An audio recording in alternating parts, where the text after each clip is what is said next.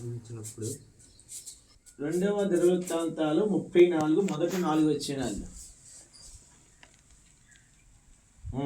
యోషియా ఏలన ఆరంభించినప్పుడు 8 ఏళ్ళు వాడై యెహోవా దృష్టికి నీతి అనుసరించుచు కుడి కన్నైనను ఎడమ కన్నైనను తొలగకుండా తన పితరుడైన దావీదు చూపిన ప్రవర్తనకు సరిగ్గా ప్రవర్తించాడు. 8వ సంవత్సరమున తనకన్నా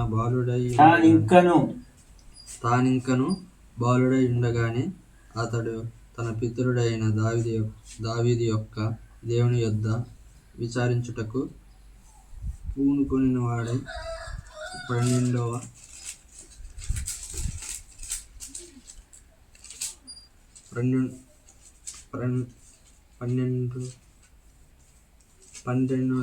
ఏట ఉన్నత స్థలమున దేవత స్తంభములను పడగొట్టి చెక్కిన విగ్రహములను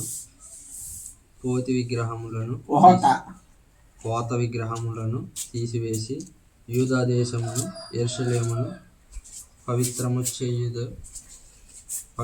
చేయనారంభించింది. అతడు చూచుచుండగా జనులు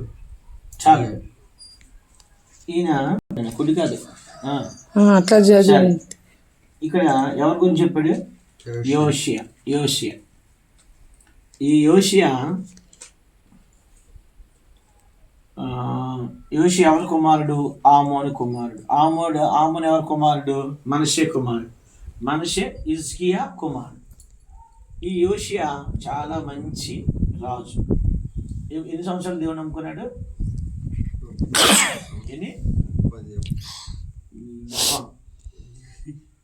31 సంవత్సరాలు ఏలేడురా.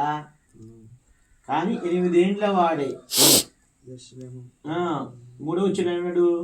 8వ సంవత్సరం తాను ఇంకా బాలుడై ఉండగానే తన పితరుడు దావీదు యొక్క దేవుని విచారించుటకు పూనుకున్నాడు. 8 సంవత్సరాలకి మారుమనసు పొందాడు ఆయన. ఎన్ని సంవత్సరాలకి? 8 సంవత్సరాలకి మారుమనసు పొందాడు. కాబట్టి ఇప్పుడు వయసు ఎంత? 20కి వెళ్ళిపోయావా? ఎన్ని? 20 సంవత్సరాలు. 20 సంవత్సరాలకి ఇప్పుడు మారుమనసు పొందావా లేదా? ఎలా చూడు, ఇతడు మారుమనసు పొందాడు కనుక దేవుడు అతను ఏం చేశాడు? దీవించాడు. పై చూడండి, మారుమనసు పొందినవాడు కాబట్టి దేవుడు ఏం చేశాడు? ఆయన్ని దీవించాడు. కాబట్టి నువ్వు కూడా మారుమనసు పొందితే దేవుడు ఏం చేస్తాడు? దీవిస్తాడు. ఈయన గురించి ఏం రాశాడంటే, ఇతరులాగా పూర్ణ హృదయంతో అనుసరించిన వాడు అతను ముందు లేడు, వెనక కూడా లేడంట, పితరులో కూడా లేడంట. కాబట్టి ఎవరైతే యవ్వనంలో యేసయ్య నమ్ముకుని యేసయ్యకి తన హృదయాన్ని ఇస్తాడో వారిని దేవుడు ఏం చేస్తాడు? బహుగా దీవిస్తాడు. ఈ మనుషుడిని బహుగా దీవించాడు. చిన్న పిల్లడు 8 సంవత్సరాలు అడిగి నేను 8 సంవత్సరాలు ఎందుకు ఎంత మన వయసు? మనం ఏం చదువుకుంటాం? 3, 5, 1, 6, 2, 7, 3, 4. 4వ తరగతి. మనం 4వ తరగతి ఏం గుర్తుంటుందో మనకి? ఏం గుర్తుంటుందో నీకు? ఏమీ గుర్తులేదు. కాబట్టి మనము చూడు, 4వ తరగతి అన్న పల్లె తిరుగుతాం. కానీ ఇక్కడ ఈ మనుషుడు దేవుడు తెలుసుకున్నాడు కనుక దేవుడు అతన్ని ఏం చేశాడు? ఆశీర్వదించాడు. చూడు ఆ మాట చూడు.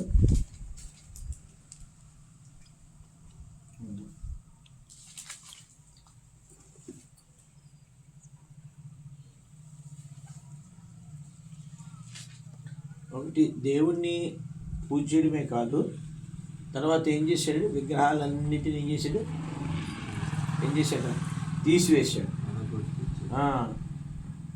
చూడు ఏమన్నాడంటే,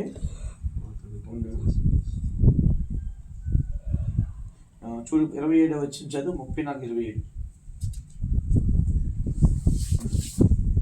నీ మనస్సు మెత్తనిదై ఈ స్థలం మీదను దాని కాపుర స్థలం మీదను దేవుడు పలికిన మాటలు నీవు విన్నప్పుడు నా సన్నిధిని నీవు తగ్గించుకొని నీ వస్త్రములు చింపుకొని నా సన్నిధిని కన్నీరు విడిచితివి గనుక నీ మనవిని నేను ఆలకించితిని. నేను నీ పితరుల యొద్ద నిన్ను చేర్చలేదని నెమ్మది గల వాడవై నీవు నీ సమాధిలోనికి చేర్చబడదు. చాలు. ఏమన్నాడు? నువ్వు కన్నీరు విడిచి ఆయనంట నీ యెరూషలేము మీదకి శాపం పడుతుందని ఎప్పుడైతే చెప్పాడు వెంటనే ఏం చేశాడు?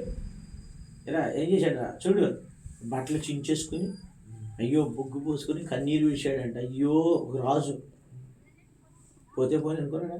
అయ్యో అని కన్నీరు విడిచి తల బాదుకుంటే దేవుడు అన్నాడు, నీ కన్నీరు విన్నాను, నేను చూశాను, నువ్వు నెమ్మదిగా ఉంటావు, ఈ కీడు నీ మీదకి రాదు, నువ్వు చూడనే చూడు. అంత భక్తుడు. కాబట్టి ఆయనలాగా దేవుడిని దీవించాలంటే నీ హృదయం దేవునికి ఏం చేయాలి? ఇవ్వాలి. అప్పుడు దేవుడు నిన్ను గొప్పగా చేస్తాడు. విన్నావా? అప్పుడు దేవునికి ఆశీర్వాదంగా ఉంటాం, లోకంలో ఉన్న వారికి కూడా ఆశీర్వాదంగా ఉంటాం. అందుకే ఒక మాట ఇంగ్లీష్లో ఒక మాట రాయబడింది, wife is life to prospers your life, wife is knife cut off your life అంటే అర్థమైంది చెప్పింది. భార్య మంచిగా జీవం అయితే నీ జీవితము అభివృద్ధిలోకి వస్తుంది. భార్య కత్తేందనుకో, wife is knife cut off your life, పెడితే అయిపోద్ది. అందుకని భార్యను చూసుకుని చేసుకోవాలి. ఇది భార్య ఏం చెప్తుంది? వాక్యం చెప్తుంది, గుణమైతేనే భార్య దొరుకుట అరుదు, అది ముత్యము కంటే విలువైనది, అమూల్యమైంది అన్నాడు. తర్వాత ఒకడు అంటాడు, యెహోవా యందు భయభక్తులు గల స్త్రీ కొనియాడబడుతున్నాడు, దేవుని భయభక్తి స్త్రీ కొనియాడబడుతున్నాడు. చూడు, అందం ఉండి వివేకం లేదనుకో, అదంట పంది ముక్కుకున్న పోగు లాంటిదంట, బంగారు పోగు. బంగారు పోగు ఎక్కడ ఉండాలి? ఈ చెవులకి ముక్కుకుంటే మన దగ్గర ఉంటే దానికి ఘనత. అదే పంది ముక్కు వేసాడనుకో బురద అది ఎక్కడికి వెళ్తుంది? పెంట తింటాకి వెళ్తుంది. ఈ బంగారం ఎక్కడికి వెళ్తుంది? పెంటలోకి వెళ్తుంది, మళ్ళీ వస్తుంది, మళ్ళీ బురదలోకి వెళ్తుంది, వస్తుంది, బంగారమే. అలాగే మనం కూడా భార్య దొరకడం మంచిదే, కానీ ఆ భార్య దేవుని యందు భయభక్తి కలిగిన భార్య ఉండాలి. సో అలాంటి భార్య దొరికితే అది సౌందర్యం, ఆనందం, సంతోషం. లేకపోతే కష్టము, బాధ, దుఃఖము. ఇప్పుడు దానికి మీ నాన్న ఉన్నాడు, మీ నాన్న తిరిగి వస్తాడు, దానికి పని చేసుకుని వస్తాడు.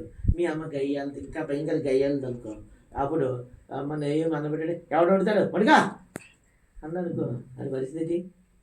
ఈడే నీళ్ళు తెచ్చుకోవాలి, ఈడే వండుకోవాలి, ఈడు చేయగలరా రోజును? చేస్తూనే ఉన్నాడు. అప్పుడప్పుడు చేస్తారు, రోజు చేస్తారా? రోజు కూర వండుతుందా? మా నాన్న వండవరా? నీడికి నచ్చదా, అడిగి నచ్చదా? ఈసారి బాగా చికెన్ తెచ్చి తొప్పేసి అందులో వాళ్ళకి కాబట్టి చూడు, ఏదో ఒకటి అంటే మీ అమ్మ గయ్యాలను కావచ్చు కొంత, కానీ పూర్తిగా రోజు గయ్యాలనుకో, రోజు దెబ్బలాట్లు అనుకో, అది ఇంట్లో ఉండదంట. ఏరా బాబు, ఏమి చెప్పట్లేదు చూడు, మా అబ్బాయి నన్ను పొగుడుతున్నా మా ఆమె చెప్పుకున్నాడు, అని ఆనందపడుతున్నాడు, నేను ఎలాగ చేయలేకపోతున్నాను. భార్యకి అని ఈడే చేసుకుంటుంది. ఏంట్రా, దేవుణ్ణి నువ్వు ఆశ్రయించు, దేవుణ్ణి వెంబడించు, అప్పుడు దేవుడు అన్ని విధాలు నీకు సాయం చేస్తాడు. అనుకోవచ్చు, అలాగే వెంబడించాలి వాక్యం. రోజు ఏం చేయలేవు? వాక్యం చదవాలి, రోజుకు గంట ప్రార్థించి, అప్పుడు దేవుడు నిన్ను పైకి లేవనెత్తాడు. అన్నారా? ఈరోజు నేను ప్రేమించిన వస్తుంది అనుకోవాలి, వస్తుంది పెళ్ళైన తర్వాత ఆవిడ సరైన పోషణ చేయకపోతే, సరైన పెట్టకపోతే అది ఉంటుందా? వెళ్ళిపోయింది అనుకో, ఎంత అవమానం. ఏనా? అప్పుడు ఎవరైనా వచ్చి మాట్లాడతారా? తీసుకున్నాను, ఎందుకంటే నువ్వు లవ్ మ్యారేజ్ చేసుకున్నావు కాబట్టి ఎవడు రాడు. అదే ఏదైనా మ్యారేజ్ చేసుకున్నావు అనుకో, చూడు అందరూ వస్తారు. అప్పుడు ఏం చేయొచ్చు తెలుసా? నువ్వే కదా చేసావు పెళ్ళి, తీసుకురానుకో, నువ్వు ఇక్కడ కాలు మీద కాలు కూర్చున్నావు అనుకో, వాళ్ళే తీసుకొస్తారు. విన్నావా? అది కాబట్టి నువ్వు న్యాయంగా బాగా ప్రార్థన చేసుకో, దేవుడు నేను దీవిస్తాడు. ఓకే రైట్, ప్రార్థన చేయాలి, చిన్న ప్రార్థన చేయాలి. మాకు చెయ్యి, నవ్వుతాడు. నువ్వు ఉండు, నువ్వెందుకమ్మా పాడు చేయకండి, ఇప్పుడు పాడు చేసే చాలు. చేయరా,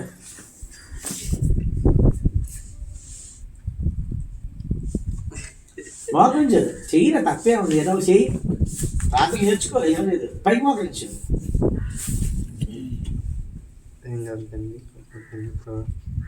ఈరోజు ఏషియా గురించి మాతో మాట్లాడుతూ చిన్న వాక్యంతో మాతో మాట్లాడుతూ ఎంతో అన్నవారిని అక్కడి నుంచి తీసుకొచ్చినందుకు మాతో మాట్లాడుతూ మనసు ఎలా ఉండాలని మాతో నడిపించినందుకు మీకు ఎంతో వందనాలు. యోషియా ఎంతో విశ్వాసంతో బాగా జీవించి తనకు అన్ని ఇస్తూ వచ్చారు కదా. అలాగే మమ్మల్ని మీరు ఆశీర్వదించినట్లుగా ఈ చిన్న ప్రార్థన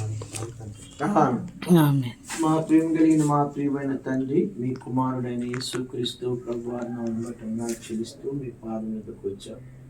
ఈ సమయంలో మా ప్రియ సోదరుడు గిద్యోను మరి నయోమి మార్గం దర్శించలో మీరు సహాయపడ్డారు. మరి ఈ సమయంలో కొన్ని వాక్యములు అది ఎలా జీవించాలో మాతో మాట్లాడటంలో సహాయపడ్డారు. గిద్యోను కొరకై ప్రార్థిస్తున్నాం తండ్రి. మరి నాన్న 2 వృత్తాంతాల గ్రంథం 34 అధ్యాయంలో చెప్పబడిన ప్రకారంగా యోషియా జీవితాన్ని చూపించాం. యోషియా 8 ఏళ్ళు వాడున్నప్పుడు మనస్సు నిలుపుకున్నాడు, దేవగ్రహాలు తీసివేసాడు, మారుమనసు పొందాడు, రక్షించబడ్డాడు. అలాగే నీ బిడ్డ కూడా మారుమనసు పొందాలి. యోషియాని దీవించాడు, ఈ బిడ్డను కూడా దీవించి దీర్ఘాశుమంతులుగా ఉంచాడు. మరి ఎగ్జామ్స్ రాశాడు, మంచి మెరిట్తో పాస్ అవ్వాలి. మరి వాటర్ మేనేజ్మెంట్ నేర్చుకోవాలనుకున్నాడు, సహాయం చేయండి. ప్రతి విధమైన అపవిత్రమైన జీవితం వెళ్లకుండా పరిశుద్ధంగా జీవితంలో సహాయం చేయండి.